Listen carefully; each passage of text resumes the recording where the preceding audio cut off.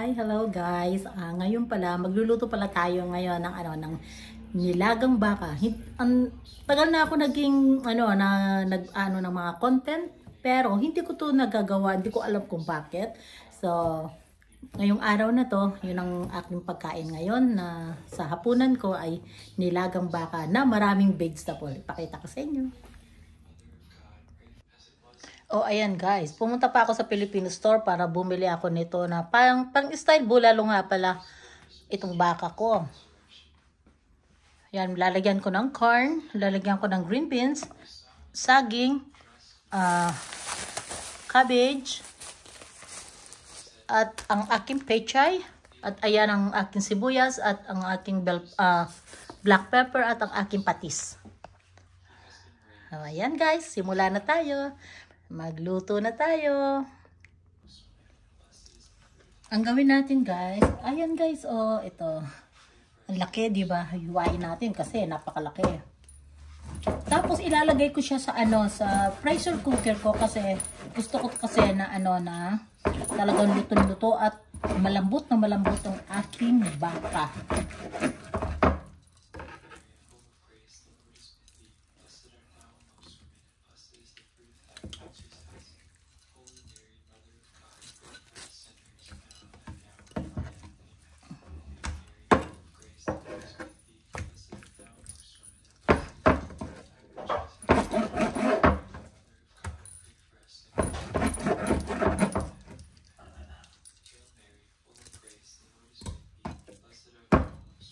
Ito, yan, dyan na yan.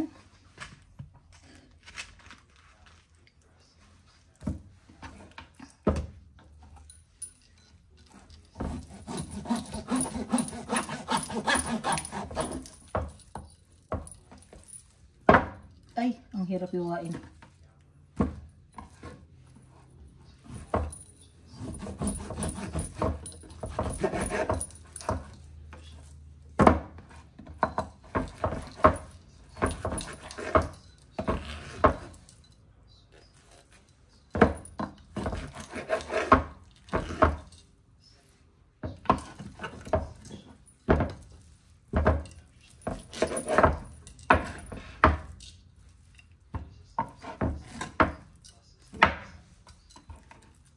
Eto, wala na akong hihiwain dyan kasi buto na. So, ilagay natin dyan.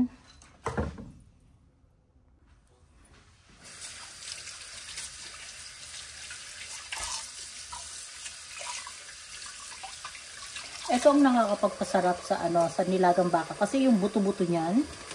Yan, kaya yan ang binili ko.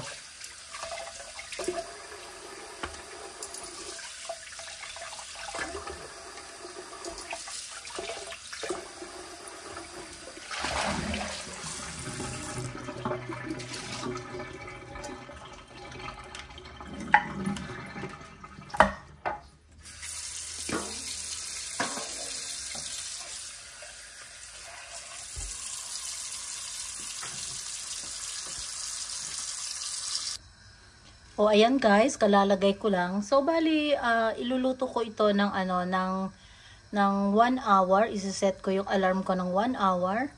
Siguro naman malambot na siya. Tapos iluluto na natin sa isang kaldero. Oh, okay. Mamaya na muna. Hello guys. Ito nga palang style na pagluluto ko.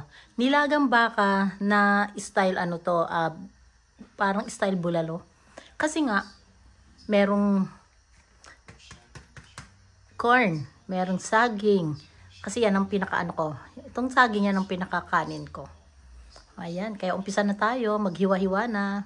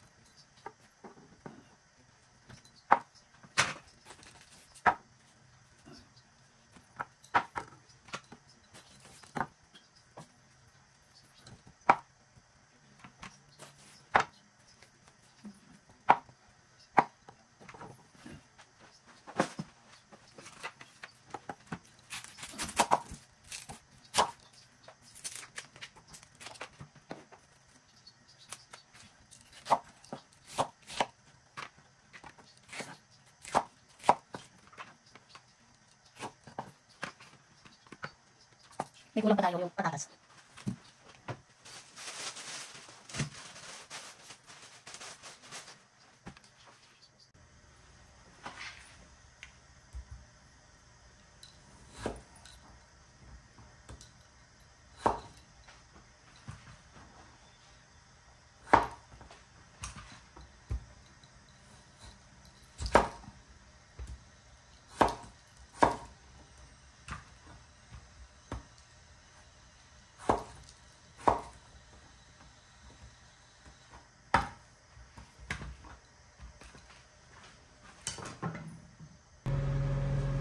Oh, ayan guys. Wow, napakalambot guys. Oh. Sali natin dito kasi iluluto na natin. Wow, ang lambot, lambot, lambot. Siguro kahit walang ipin, kaya mangunguya ito sa lambot. Sobrang lambot.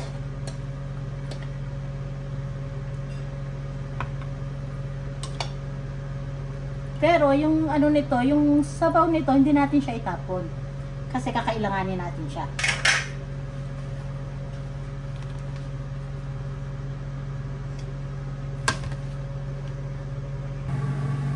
So, ayan guys. Isali na natin.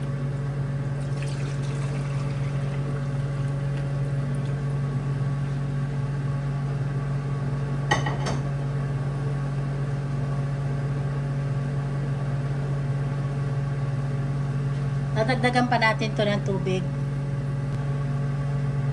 O, ayan guys, dinagdagan ko siya ng tubig. Ngayon, ibalik na natin ang ating pinalambot sa pressure cooker. Sobrang lambot guys. Grabe. Sarap na naman ang kain ko dito. Saka pala guys, matagal na ako hindi kumakain ng ng rice. Na siguro ngayon nasa 35 days na. Hindi ko na kinakount kasi alam ko naman pagkakain ako ng rice, sasabihin ko naman sa inyo eh.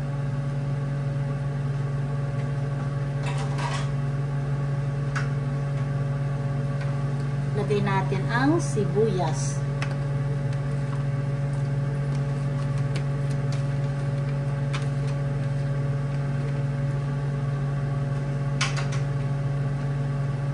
Lagyan natin siya ng paminta na buo.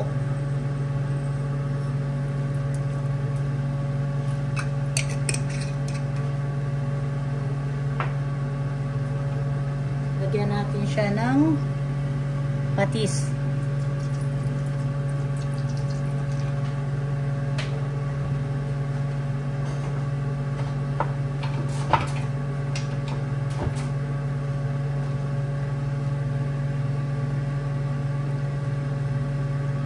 Pakuluin muna natin to, then saka na natin ilagay ang ating mga gulay.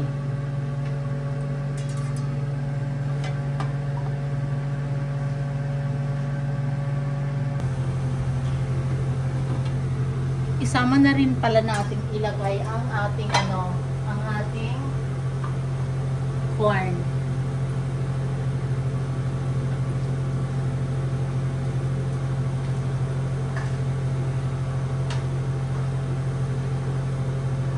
Saging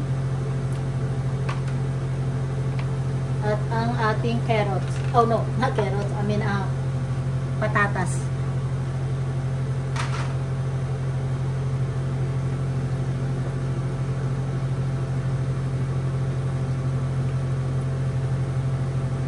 Maraming gulay talaga guys ang aking ginagawa kasi nga yun kasi ang pinakakanin ko kasi.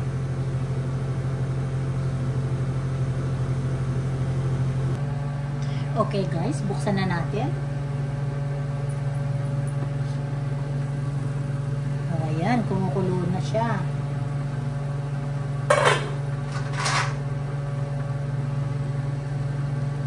Kailangan maluto muna itong ating patatas bago natin ilagay ang ating mga gulay.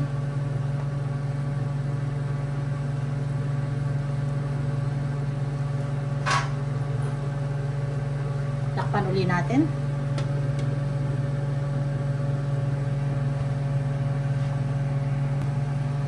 Okay guys, buksan na natin. Pwede na nating ilagay yung ating mga gulay.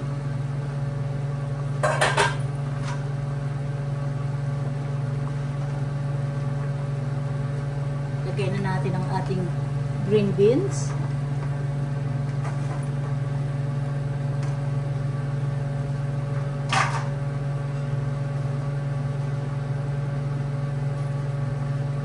Ang ating cabbage.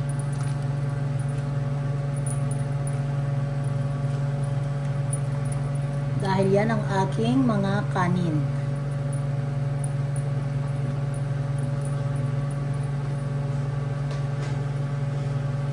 Mamaya ko na ilalagay yung ating pechay kasi madali lang maluto 'yon. Ito muna. Takpan uli natin.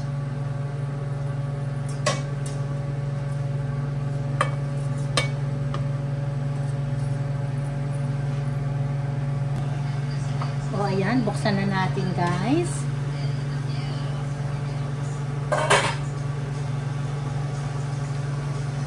Ilagay na natin ang tangkay ng pechay.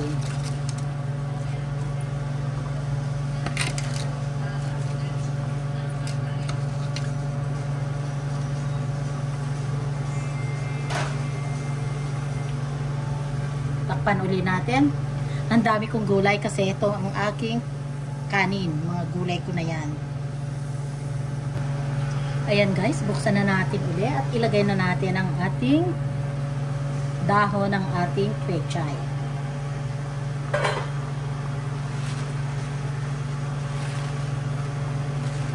Tignan nyo guys, ang daming gulay, diba? Dahil ganyan ang ginagawa ko talaga. Kada ako magluluto ng gulay kasi nga hindi ako kumakain ng kanin. Isang kulo na lang to, tapos luto na. Sa dami hindi na siya natatakpan. Okay guys, buksan uli natin. Ayan, bumaba na guys.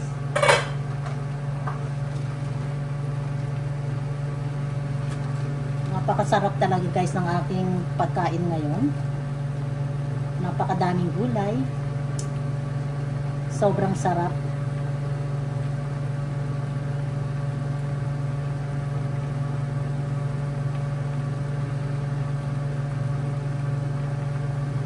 Tikman natin yung sabaw.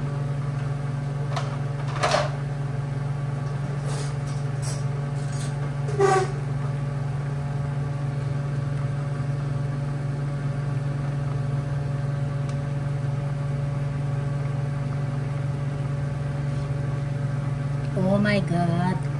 Ayos, napakasarap guys. Sarap-sarap ng sabaw ng aking aking nilagang baka na style bulalo.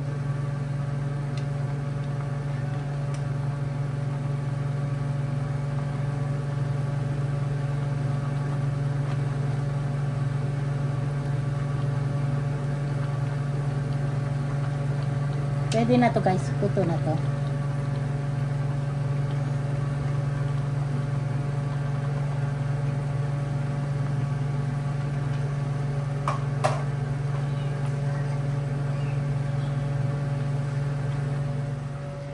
Thank you guys sa mga panonood po ninyo sa Mami Dory Vlog. Maraming salamat po sa mga panonood po ninyo. Thank you po. Bye-bye.